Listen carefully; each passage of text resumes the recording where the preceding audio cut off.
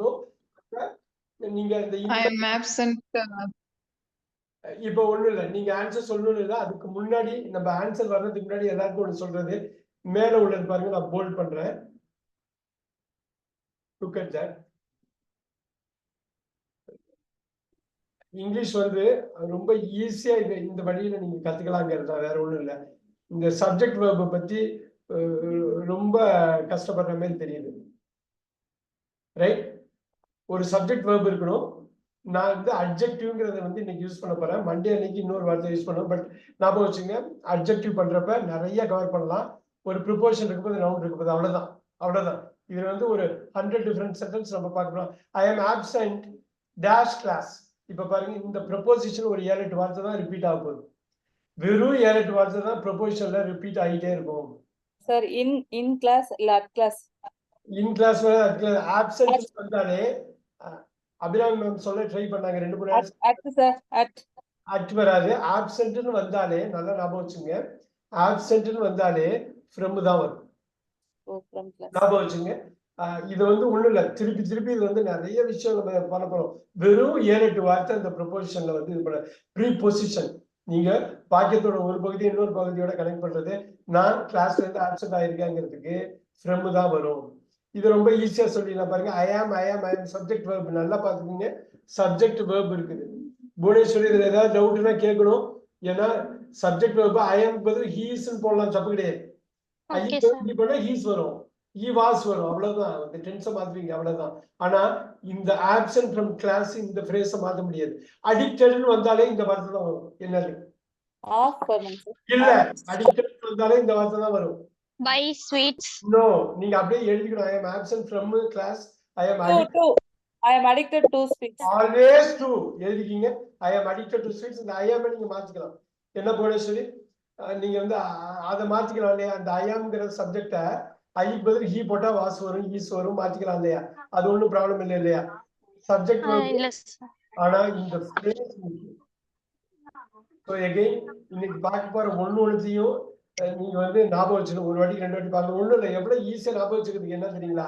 அழகா ஒரு புக் எடுத்து, இங்கிலீஷ் புக் எடுத்து, நமக்கு பிடிச்ச டைட்டில் எடுத்து அழகா படிச்சுட்டாலே போதும், உங்களுக்கு இது எல்லாம் வந்துடும்.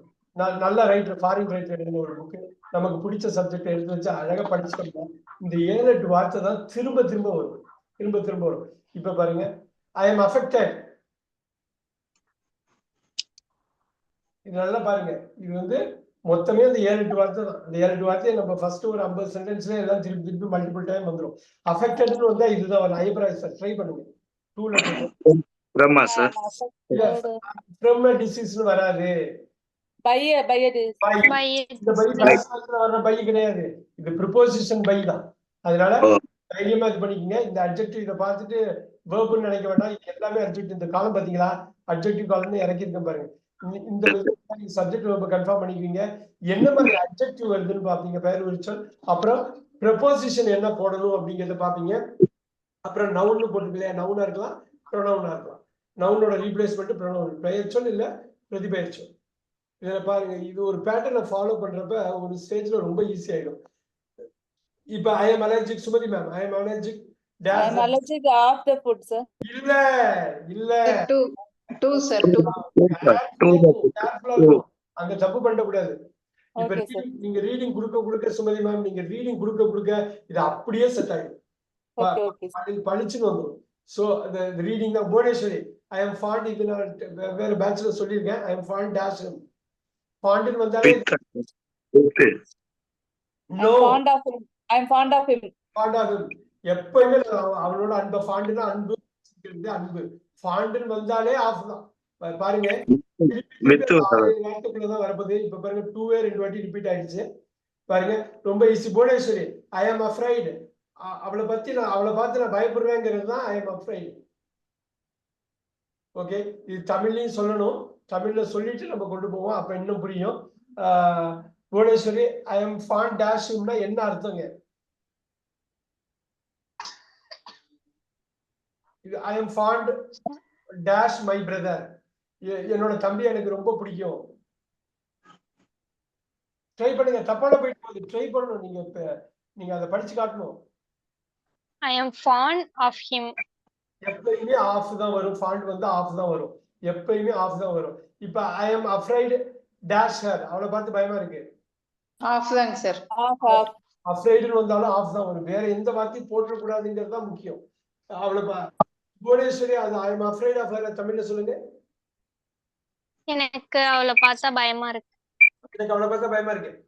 இப்ப ஐ ஆம் தான் நீங்க மைண்ட்ல எப்பயுமே ஓடணும். இங்கிலீஷ்ல ஆரம்பிக்கிறப்ப சப்ஜெக்ட் வெர்ப்ல தான் ஆரம்பிக்கணும். நீங்க அந்த அட்ஜெக்ட்லாம் கொண்டு வந்து ப்ரொபோஷன் கொண்டு வந்து நவுன் ஃப்ரேஸ் கொண்டு வந்து நீங்க கனெக்ட் பண்ணிடலாம். ஆனா நீங்க ஆரம்பிக்கிற சப்ஜெக்ட் வெர்ப் தான் நீங்க பேசுறப்ப. Very good. Abirami ma'am, I am ashamed to dash my action. Of தாங்க sir. I am ashamed. Super. Bhuvaneswari, I am ashamed of my action என்னங்க அர்த்தம்? என்ன அர்த்தம்? ஐ அம் ashamed இவ்வளவு என்னுடைய செயலுக்காக வெட்கப்படுறேன். இன்னொரு வாட்டி. என்னுடைய செயலுக்காக வெட்கப்படுகிறேன். எஸ், என்னோட செயலுக்காக நான் வெட்கப்படுறேன், அவமானப்படுறேன். என் செயலுக்காக நான் வந்து நான் தப்பு பண்ணிட்டேன் அப்படிங்கிறது தான் ஐ அம் ashamed of. நான் பண்ணது தப்பு தான். ஐ am ashamed of my action. அழகா சொன்னாங்க. என்னுடைய செயலுக்காக நான் வெட்கப்படுறேன், வருத்தப்படுறேன், வேதனைப்படுறேன், அவமானப்படுறேன் அப்படிங்கிறது தான் இது. Super super. ரொம்ப இப்ப இந்த இதை அப்படியே எழுதிங்க. நான் இந்த டைம் கொடுக்குற ஒரு 10 செகண்ட்ஸ் நீங்க எழுதிக்கணும். தமிழ் எழுத வேண்டியது தமிழ்ல நீங்க நினைச்சுட்டா போதும். இங்கிலீஷ்ல எழுதணும். எழுதாம விட்டுறக்கூடாது. நான் எக்ஸல் அனுப்புறேன்னு சொல்லிட்டு நீங்க எழுதாம விட்டுறக்கூடாது. நீங்க எழுதணும். எழுதுறது வழியா நீங்க படிச்சீங்கன்னா சூப்பரா இருக்கும். 100 வாக்கியத்தையும் எனக்கு படிச்சு காட்டணும். ஐயப்பராஜ் சார், அதை படிச்சு காட்டுங்க. அடுத்தது ஐ ஆம் அசோசியேட்டட் டேஷ் ஃபர்ஸ்ட் டேஷ் சொல்லிடுங்க. ஐ ஆம் அசோசியேட்டட் டேஷ் தமிழ் டேஷ். இப்ப தமிழ்ல என்னவா இருக்கும் ஐயப்பராஜ் சார்? தமிழ்ல என்னவா இருக்கும்? நான் அவனுடன் இணைந்துள்ளேன். அவ்வளவுதான். அவனோட இணைஞ்சிருக்கேன். இப்ப வந்து இப்ப பாருங்க, அப்படியே நீங்க ஒரு வார்த்தை படிக்கலாம், 3 வார்த்தை படிக்கிறீங்க. 3 வார்த்தையை ஒன்னா சேர்க்கிறீங்க. இதான் கலகேஷன் பாங்க. அப்படி கொத்தா படிக்கிறீங்க. அசோசியேஷன் வந்தா வித் தான் வரும். சோ வித் இப்ப நீங்க சப்ஜெக்ட் வந்து ஹீஸ் அசோசியேட்டட் வித் மீனு மாத்திக்கலாம். எப்படி வேணாலும் சப்ஜெக்ட் வெர்பை மாத்திக்கலாம். சப்ஜெக்ட் வெர்பை நான் ஒன்னா போட்டுருக்கிறது காரணம் என்னன்னா, அது ஒரு பெரிய விஷயமே இல்லை. ஆனா தமிழ்ல இருந்து இங்கிலீஷுக்கு தாவறப்ப சப்ஜெக்ட் பயங்கரமா யோசிக்கிறோம். இந்த மாதிரி நீங்க பண்ணிட்டு ஸ்லேட் பண்ணிட்டு லே அவுட் பண்ணிட்டு நீங்க இந்த ஏரியா நீங்க ஸ்ட்ராங் ஆயிட்டீங்கன்னாக்கா சப்ஜெக்ட் வெர்பு சரியா வந்து உட்காந்துரும். நீங்க எப்படி பாக்குறோம் அப்படின்னா, அட்ஜெக்டிவ் ஐயோ அடுத்தது என்னன்னு பார்த்துட்டு சப்ஜெக்ட் வெர்பு போட்ட விட்டுருவோம். ஏன்னா தமிழ்ல சப்ஜெக்ட் வெர்பு தனியா இது மாதிரி தனிச்சு நிக்காது. ஸோ தமிழ் நினைச்சிட்டு பேசுறப்ப இதை ஃபோக்கஸ் பண்ணுவோம். இதை ஃபோக்கஸ் பண்ணிட்டு இதை விட்டுருவோம். இதை நீங்க ஸ்ட்ராங் பண்ணிட்டு இதை கொண்டு வரணும். அவ்வளவு. திருப்பி Ayyapparaj sir, I am attached dash தமிழ்ல என்னங்க? இதுக்கு என்ன? இதுக்கும் அதே தான். அட்டாச் ஆயிருக்கேன், அவனோட சேர்ந்து இருக்கேன். பற்று வச்சிருக்கேன். பற்றா இருக்கேன். அவனோட க்ளோஸா இருக்கேன், பற்றா இருக்கேன். இப்ப வித் சார் இல்ல On him. இல்ல வந்தாலே வித் ஆன்லாம் வராது. அபிராமி மேம், டூவா சார்? அட்டாச் எப்பயுமே டூ தான். எப்பயுமே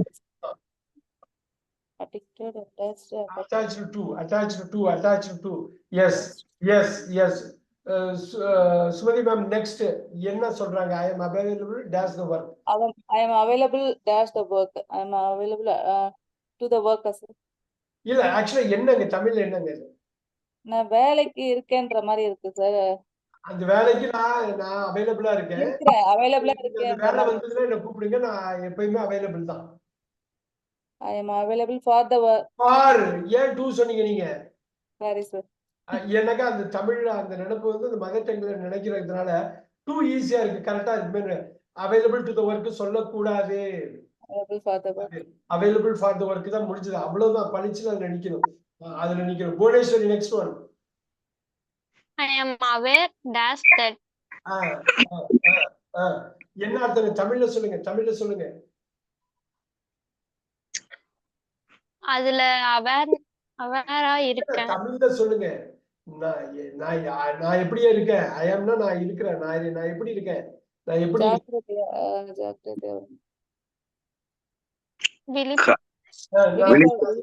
விழிப்புணர்வா இருக்கேன்.